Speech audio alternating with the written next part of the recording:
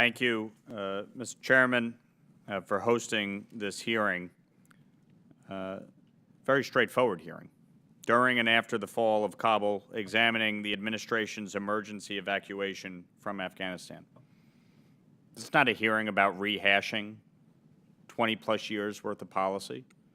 This is not a hearing about looking back as to why we went to Afghanistan in the first place. This is not a hearing about decisions made during the war.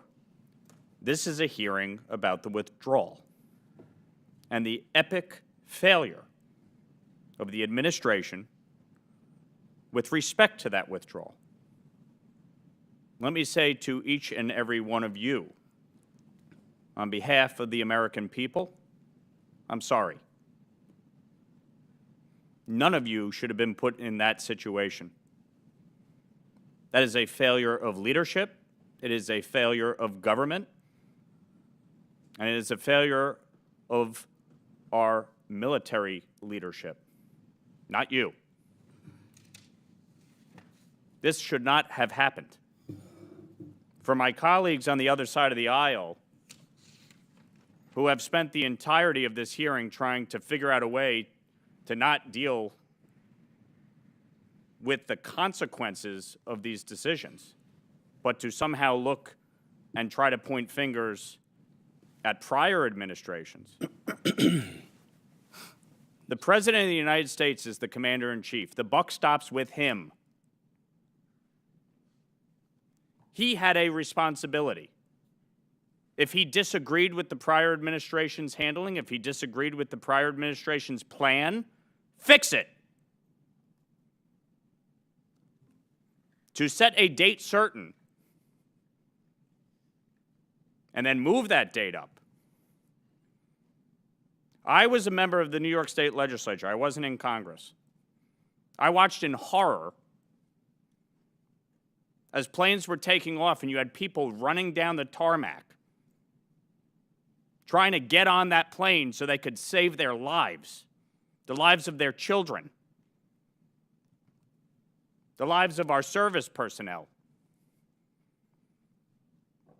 the lives of people in Afghanistan who worked closely with our men and women in uniform. It is shameful what happened. And as a citizen, not as someone who has served, not as somebody who was on the ground there, as a citizen, it was horrifying to watch. 13 service members dead. Their families gutted. All of you heartbroken. Dealing with the after effects of that. I know as a state representative dealing with our local veterans organizations, the increase in the number of people, veterans who are dealing with PTSD as a result of that, suicide, absolutely shameful. So this is about accountability, this is about transparency, and this is about ensuring this never, ever happens again. There's not one American who should ever be left on the ground in a war zone.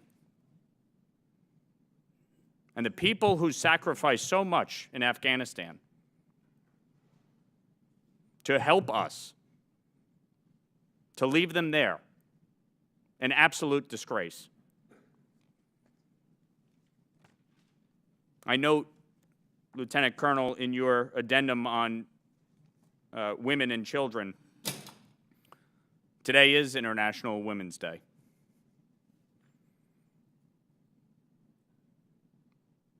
To allow what has transpired since, shameful. All of you are owed a debt of gratitude